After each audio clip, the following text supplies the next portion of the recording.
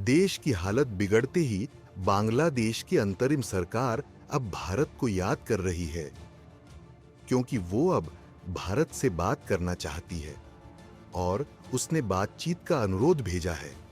विदेश मंत्री एस जयशंकर ने खुद संसदीय समिति की बैठक में बताया कि आगामी क्षेत्रीय समूह बिम्स्टेक समिट में बांग्लादेश की अंतरिम सरकार के प्रमुख मोहम्मद यूनुस और प्रधानमंत्री नरेंद्र मोदी के बीच बैठक के अनुरोध पर विचार किया जा रहा है।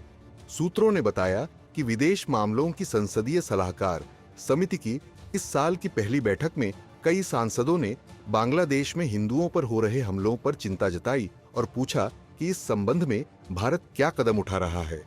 जयशंकर ने सदस्यों को बताया कि ढाका की अंतरिम सरकार ने दावा किया है कि हिंदुओं पर हमले राजनीति से प्रेरित थे और अल्पसंख्यकों को निशाना बनाकर नहीं किए गए थे। जयशंकर ने सांसदों को बांग्लादेश, मालदीव, म्यांमार और श्रीलंका के साथ संबंधों के बारे में जानकारी दी। उन्होंने कहा कि वो बाद में पाकिस्तान और चीन के बारे में अलग से बात करेंगे।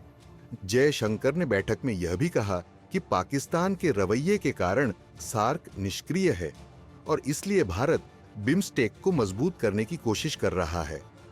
उन्होंने संकेत दिया कि प्रधानमंत्री मोदी 2 से 4 अप्रैल तक बैंकॉक में होने वाले बिम्स्टेक शिखर सम्मेलन में हिस्सा ले सकते हैं।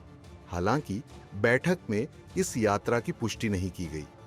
विदेश मंत्री ने बैठक में यह भी बताया कि प्रधानमंत्री मोदी अगले महीने श्रीलंका का दौरा करेंगे।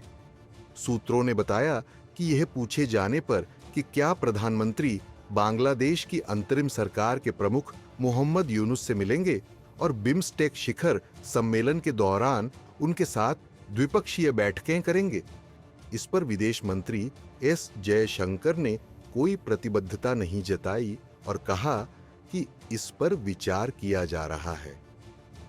के.सी. वेणुगोपाल, मनीष तिवारी, दोनों कांग्रेस, प्रियंका चतुर्वेदी, शिवसेना यूबीटी और मुकुल वासनिक, कांग्रेस समेत कई सांसदों ने हिंदुओं की टारगेट किलिंग का मुद्दा उठाया और पूछा कि सरकार ऐसे हमले रोकने के लिए क्या कर रही है।